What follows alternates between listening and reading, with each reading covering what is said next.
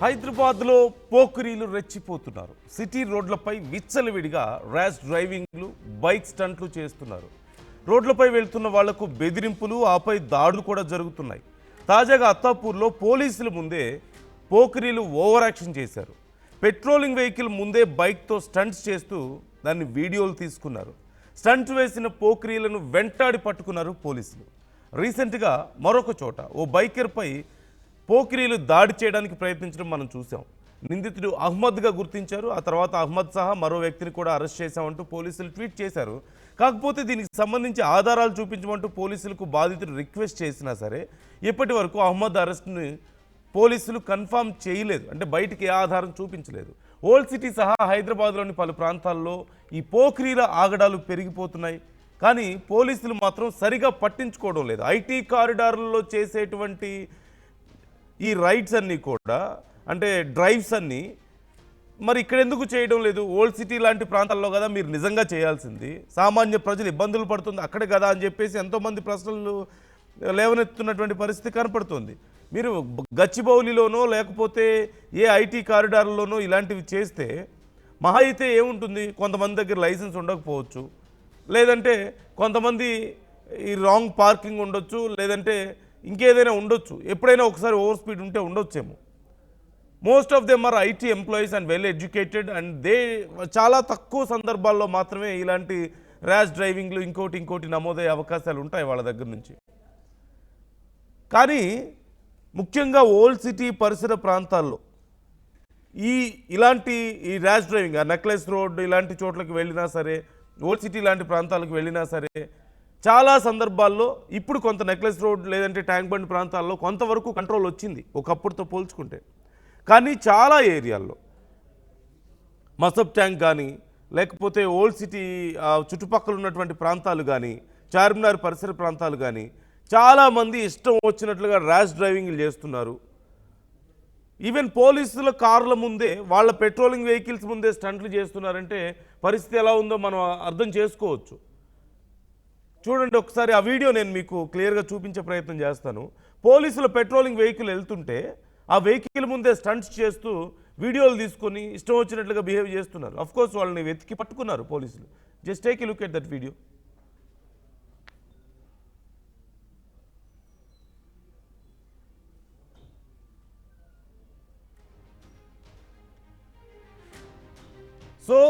So ఇది ఏం చెప్తుంది? పోలీసులు అంటే చాలామందికి ఆ రెస్పెక్ట్ లేదు.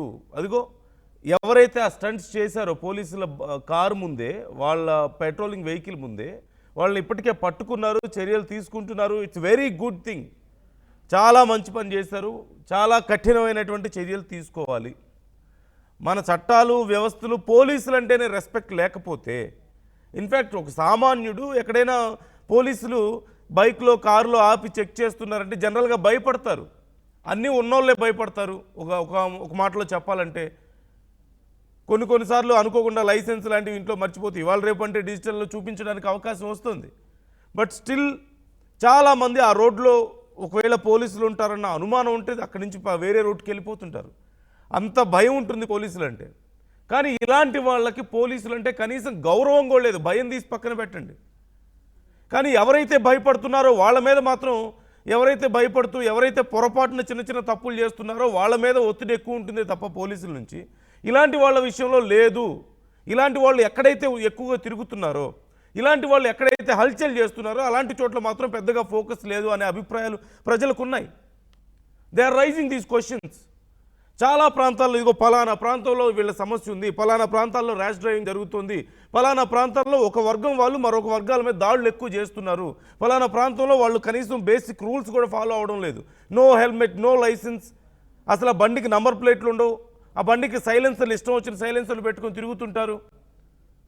ఎ clear violation, every possible violation of traffic rules. But పోలీసుల నుంచి సరైనటువంటి చర్యలు ఉండట్లేదు. తీరా ఐటీ కారిడార్లోనో వెల్ ఎడ్యుకేటెడ్ పీపుల్ ఉండి చాలా అతి తక్కువ మాత్రమే వైలేషన్స్ ఉండే ప్రాంతాల్లో మాత్రం పెద్ద ఎత్తున పోలీస్ పహారా ఉంటుంది అని చెప్తున్నారు. కానీ రెండు చోట్ల ఉండాలి. we should agree that రెండు చోట్ల ఖచ్చితంగా పోలీసుల పహారా ఉండాలి. రెండు చోట్ల కఠిన నిర్ణయాలు తీసుకోవాలి, తప్పేం లేదు. వైలేషన్ చిన్నదైనా పెద్దదైనా నష్టమే ఉంటుంది. వైలేషన్ తప్పేం లేదు. కాకపోతే చిన్న చిన్న వైలేషన్స్ ఉండే చోటనో అతి తక్కువ కేసులు నమోదయ్యే దగ్గర పోలీసులు ఉంటూ ఎక్కువగా వైలేషన్స్ జరిగే చోట, ఇలాంటి అల్లరి చిల్లరిగా తిరిగే వాళ్ళు, రౌడీలు తిరిగే చోట, అదిగో ఆ వీడియోలో మీరు చూస్తున్నారు, హెల్మెట్ లేదు, వాళ్ళ దగ్గర లైసెన్సులు కూడా ఉన్నాయో లేవో, వాళ్ళు వచ్చి హెల్మెట్ పెట్టుకొని చాలా స్లోగా వెళ్తున్న వ్యక్తి మీద వాళ్ళు అదిగో చూడండి, ర్యాష్ డ్రైవింగ్ వాళ్ళు చేస్తూ వచ్చి మళ్ళీ వీళ్ళ మీదే దాడులు చేస్తున్నారు. ఇంకో పక్క పోలీస్ వెహికల్ ముందే స్టంట్స్ చేస్తున్నారు. గతంలో మనం చూసాం నెక్లెస్ రోడ్లు అలాంటి చోట్ల స్టంట్లు చేయడం, లేదంటే ఓఆర్ఆర్ల మీద రేసులు పెట్టుకోవడం లాంటివి మనం చూసాం. సో ఇవి కదా పట్టుకోవాల్సింది అనేది చాలామంది అడుగుతున్నారు, చాలామంది ట్వీట్స్ చేస్తున్నారు, మాకు ఇలాంటి సమస్యలు ఉన్నాయి, మమ్మల్ని గురించి పట్టించుకోండి అని చెప్పేసి ట్వీట్స్ చేస్తున్నారు. సో అండ్ సో ఏరియాల్లో ఉన్నాయని చెప్పి. చూడండి, minors rule the roads in Motinagar, Yousufguda. 18 years కూడా దాటిన వాళ్ళు రోడ్ల మీద హల్చల్ చేస్తున్నారు మోతీనగర్లో, యూసఫ్గూడలో అని చెప్పి చెప్తున్నారు. And we will look in to it sir అని చెప్పేసి హైదరాబాద్ సిటీ పోలీసులు ఇట్స్ వెరీ గుడ్ టైం. ఖచ్చితంగా హైదరాబాద్ సిటీ పోలీసులు ఒక ట్విట్టర్ హ్యాండిల్ని ప్రాపర్గా మెయింటైన్ చేస్తున్నారు. అఫ్కోర్స్ మొన్న బైక్ ఇన్సిడెంట్ రాగానే వెంటనే చర్యలు తీసుకున్నామని చెప్పి రెస్పాండ్ అయ్యారు. అండ్ ఈ అంశానికి సంబంధించి ఇక్కడ ఎవరైతే కంప్లైంట్ చేశారో యూసఫ్గూడలో మోతీనగర్లో పలానా సమస్య ఉంది అని, దానికి సంబంధించి రెస్పాండ్ అయ్యారు. It's very good thing. ఖచ్చితంగా చాలా రెస్పాన్సిబుల్గా రెస్పాండ్ అవుతున్నారు. But at the same time ఇంకా ఎక్కడో ప్రజల్లో ఒక అసంతృప్తి కనిపిస్తుంది. ఇంకొంచెం ఎక్కువ క్లారిటీని ప్రజలు అడుగుతున్నట్లుగా కనపడుతుంది. రోడ్ల మీద వెహికల్స్ని ఆపి మీరు ఉన్న చలాన్లు క్లియర్ చేస్తే తప్పితే మేము పంపించమని చెప్పే పోలీసులు ఇలాంటి చోట్ల ఇలాంటి ఇన్సిడెంట్స్ జరుగుతున్నాయని తెలిసినప్పుడు అలాంటి చోట్ల ఎందుకు ఎక్కువ ఫోకస్ చేయడం లేదు అనే సమస్య. లేదంటే పర్టికులర్గా చాలామంది చెప్తున్న సమస్య ఓల్డ్ సిటీ ఏరియాలో నేను ట్రాఫిక్ రూల్స్ గురించి మాట్లాడడం లేదు. ఎవ్రీబడి నో దట్ అక్కడ ఓల్డ్ సిటీలో ఏ రూల్స్ ఉండవు. మన రాజ్యాంగం అనేది ఉండదు. మన రాజ్యాంగాన్ని ఫాలో అయ్యే వాళ్ళు ఉండరు. అక్కడ ఇష్టం వచ్చిన టైంకి షాపులు ఓపెన్ చేసుకుంటారు, ఇష్టం వచ్చిన టైంకి షాపులు క్లోజ్ చేసుకుంటారు. అర్ధరాత్రుల్లో రూల్స్ అండ్ రెగ్యులేషన్స్ ఫాలో అవ్వరు. జనరల్గా మన సైడ్ సిటీలో మనం ఎక్కడైనా మిగతా ప్రాంతాల్లో చూస్తే 12-1 అయ్యేసరికి మొత్తం క్లోజ్ అయిపోతాయి. కనీసం రోడ్డు మీద ఛాయ్ అమ్ముకునే వాళ్ళ దగ్గర నుంచి ఎవ్వరూ ఓపెన్ చేయడానికి అవకాశం ఉండదు. But if you go to Charminar, మీకు అర్ధరాత్రి 2 అయినా 3 అయినా అక్కడ అమ్ముకుంటుంటారు, వ్యాపారం చేసుకుంటుంటారు. బిర్యానీలు ఉంటాయి.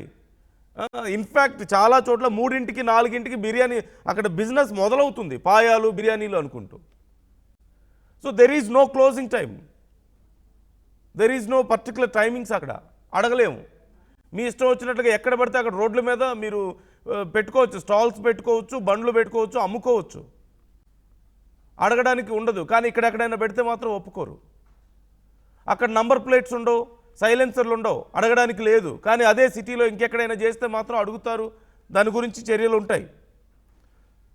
ఎందుకు ఈ డిఫరెన్స్? ప్రజల నుంచి ఇప్పుడు చాలా ఫ్రీక్వెంట్గా వస్తున్న మాట ఇది ఒక్కటే. ఓల్డ్ సిటీ లాంటి ప్రాంతాల్లో లేని రూల్స్ ఇక్కడ ఎందుకు ఉంటున్నాయి అనేదే. అఫ్కోర్స్ ఒకప్పుడుతో పోలిస్తే ప్రజలను ఖచ్చితంగా పోలీసు వ్యవస్థ చాలా పటిష్టంగా పనిచేస్తుంది. కానీ 1-2 చోట్ల మాత్రం సిచ్యువేషన్ అలాగే ఉంది. మిగతా చోట్ల బాగా బెటర్ అయినప్పటికీ కూడా ఇది ప్రజలు అడుగుతున్నారు కదా, ప్రజలకు మరి సమాధానం చెప్పాల్సిన బాధ్యత ఉంది. So try to comment your opinions. మీ అభిప్రాయాలు ఏంటి ఈ విషయాలకు సంబంధించి?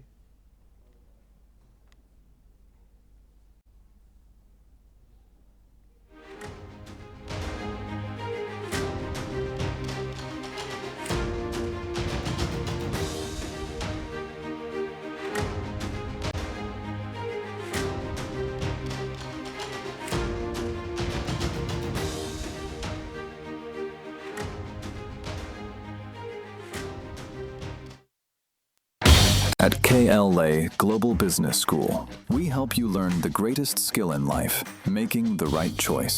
KL Global Business School.